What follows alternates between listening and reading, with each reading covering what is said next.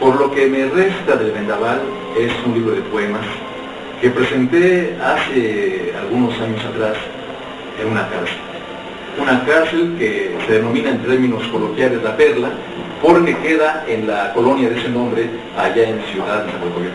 En esa cárcel yo di un diplomado de literatura y periodismo para los internos, un diplomado que llevó algunos 2 años y fracción de tiempo, y cuyos alumnos que conmigo iniciaron el proceso de este diplomado terminaron siendo ellos mismos profesores, con libros que ahí llevamos principalmente de temas recurrentes a la situación interna, la terrible condición que se vive en las prisiones. Uno de ellos, desde luego, los de el gran José Revueltas, ¿no? Sus cuentos, sus novelas, Muros de Agua, El Apando, también ese cuentario extraordinario que conforma Dormir en Tierra, o que un PD. Entonces, ahí lo presentamos. Entonces, por lo que me resta del vendaval, es un libro relativamente reciente, si tomamos en cuenta mi edad, y cuando uno llega a una edad determinada, aunque esté lleno de condiciones físicas saludables, que creo que es mi caso, pues siempre hay un momento de pensar que los tiempos de la despedida pueden llegar de una manera imprevista. Es decir, y en ese sentido, yo este libro lo escribí no pensando en legar nada a nadie, simplemente en transmitirle a aquellos que tuviesen la condición a través del azar de depositar su mirada en un pensamiento que pudiese ser coincidente. Entonces, por lo que me resta del vendaval, surge en esa tesitura. Pero yo quisiera leerles un poema, los tengo separados en unas pequeñas hojitas, donde la primera referencia es, ¿qué es la poesía? Es muy complicado, yo diría que es imposible y mucho menos coincidente que alguien o un grupo de personas, por muy locos que sean, definan y tengan una circunstancia de similitud en las opiniones acerca de la poesía, como también de la estética o de la misma filosofía. Entonces, yo escribí al respecto una obra, un poema llamado Asegúnes de Poesía, que es que la poesía debe oírse, bramar, estar en celo cada que le suene una sentencia el afilador. Dice que la poesía debe descarapelar toda la osamenta, hallar en los vivos el tamborín de una polvareda, a rejuntar de los muertos el vocerío con que la ventolera pasea todas las bocas de memoria. Que la poesía no tiene que pulirse, que se pule la cresta de los gallos frente al reflejo de un ensangrentado, que a la poesía hay que escucharle cómo tritura un lunetario el ferrocarril, y ya descarrilado el tímpano, envolver con la sordera lo que cintilan quienes acaban de morir.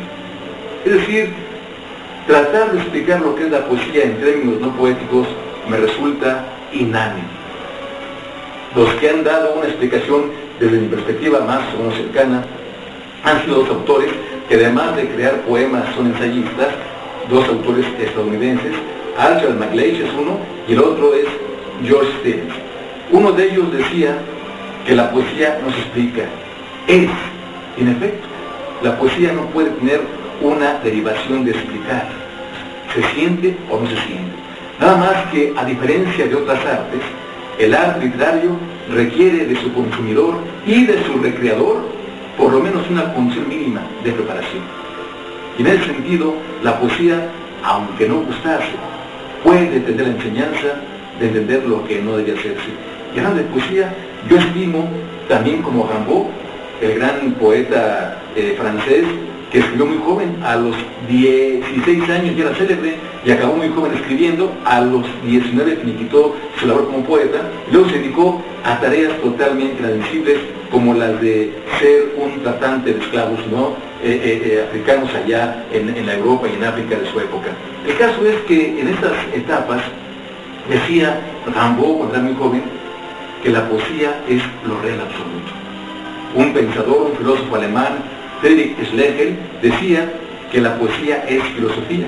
Y en efecto, si uno lee, por ejemplo, muchas obras de Sor Juana, especialmente sus primeros sueños, hay una relación profunda entre poesía y filosofía. Yo diría que la auténtica filosofía es poesía en ese sentido. Hay una serie de elementos para analizar, como Novalis. Novalis también comentaba que la poesía es lo único que puede asirse, que puede empuñarse, sin que jamás desaparezca de la mano lo que ha quedado tatuado en el corazón. palabras más, palabras menos, es lo que nos han dicho. Entonces yo en este poema intenté de alguna intención, con alguna intención creativa, definir lo que es la poesía. La poesía brama. La poesía está entre los huesos, no solamente los vivos, entre los huesos que ya no son.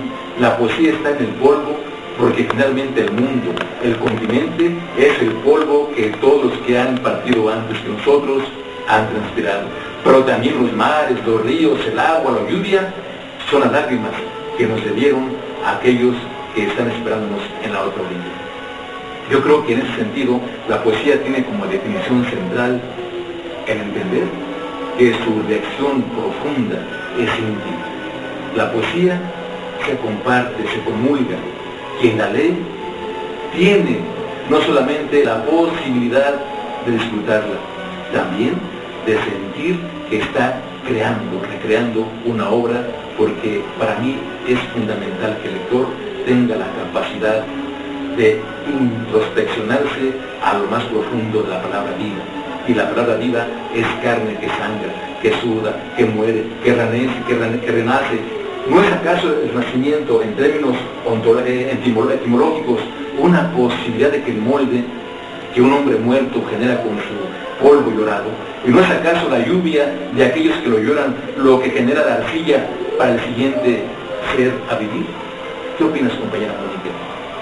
Sí, bueno, yo cuando me decían de poesía, pues decía, bueno, siempre me refería a, pues el amor, pero no realmente, bueno, ahora que lo empiezo a razonar, digo, pues sí, en realidad sí es el amor, no sé, y no precisamente el amor a otra persona, ¿no?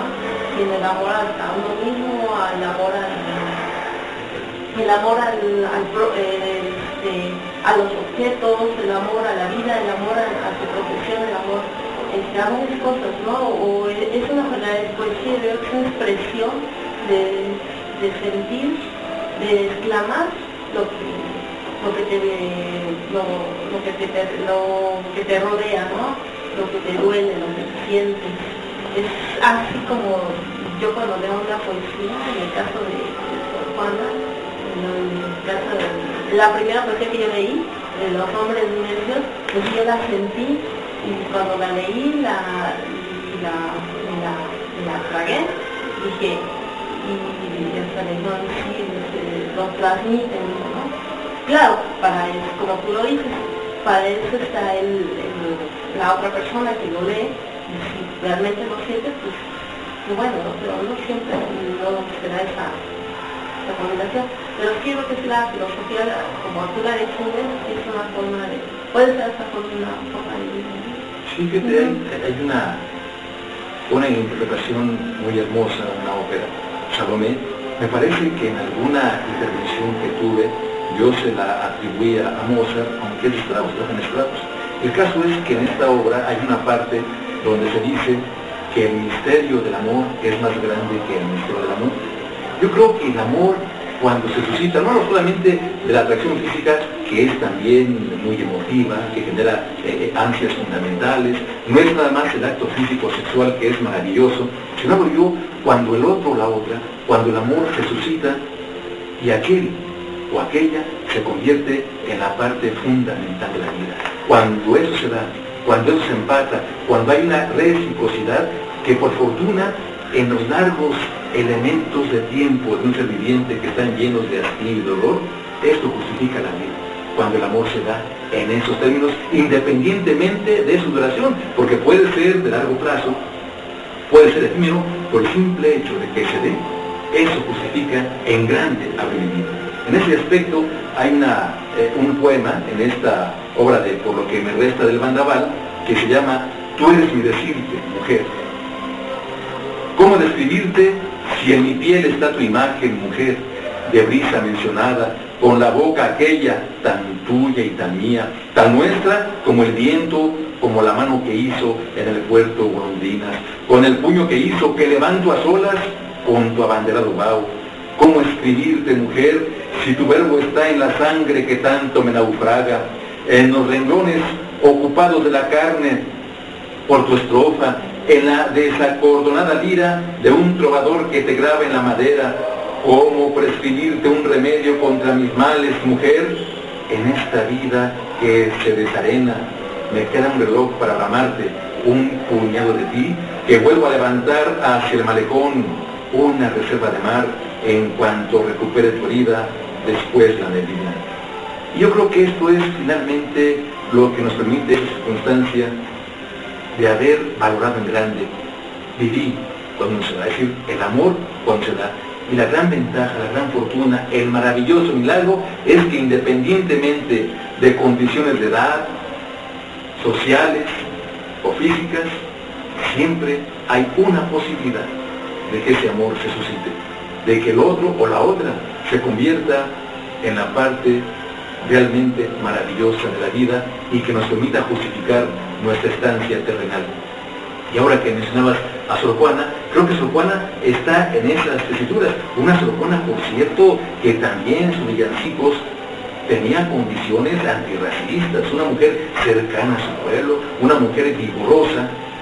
Y eso, de la definición de la 10ª musa, es realmente fundamental, que por cierto proviene de la 10ª musa de la mitología griega concorina, pero también un poquito antes de Sor Juana había una poeta estadounidense llamada Anne Dudley.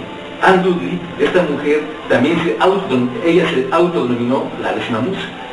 Escribió poesía, no con la grandeza de Sor Juana, no con la intensidad, la profundidad y la cantidad de nuestra poeta, pero sí escribió poesía y alguna de ellas es bastante lograda.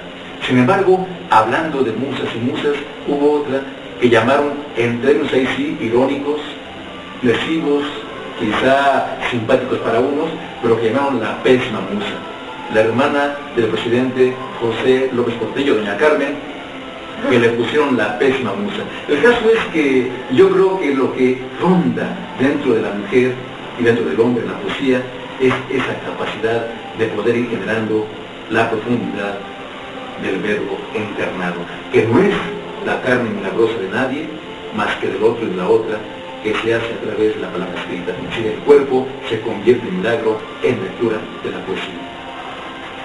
Exactamente, yo creo que ese es el problema de muchas personas que quieren hacer poesía, o bueno, alguna poesía que nos quiera salir así de rápido, y no es tan fácil, no es fácil. Hay que sentirla, hay que pues sí, sentirla y expresarla es lo difícil. Sí, y bueno, y escribirla pues mucho más. A mí, bueno, antes de que se me olvide, cuando estuviste haciendo tu, allá en la prisión, no, fue igual, después de Andorra ya estuve dando clases, ¿no? Ajá. Una conferencia ahí. Ah, vale. Bueno, mi pregunta es, este vendaval fue el que te dio esa, o ya la tenías, ya. No, por lo que Rosa de la Verdad ya estaba escrito y publicado, eso lo presenté en un penal, no en la Morolla, eso lo presenté en un penal de Nesa, en la Perla, ahí lo presenté, y yo ahí di un diplomado que llevó una duración de más de 2 años, donde hablamos de periodismo, literatura, incluso sacamos un periódico, una hoja de tamaño oficio por buscar, llamada Concordio. Concordio porque le llaman la perla, entonces Concordio es la concha, ¿no?, de varios animalitos del mar, y ahí los internos, mis alumnos, ahí hacían referencia a través de reseñas de libros, poemas de ellos, cuentos de ellos, y ahí lo que veíamos pues era a través de las obras, y este libro yo resolví presentarlo únicamente con ellos, con los internos. Esto fue otro. Lo que hice en la Morolla fue presentar una novela que se llama Las mariposas no tienen alas, que fue una novela hace algunos años anteriores a eso, ¿no? Sí, bueno, esa era mi duda. O sea, con ese libro que entonces ahí en la Perla, y bueno, empezar diplomado ahí. Ahí estuvimos en eso. Bien, el diploma ya estaba dado, por eso fue parte. Vamos a dar una pequeña canción y regresamos con nuestra compañera Mónica.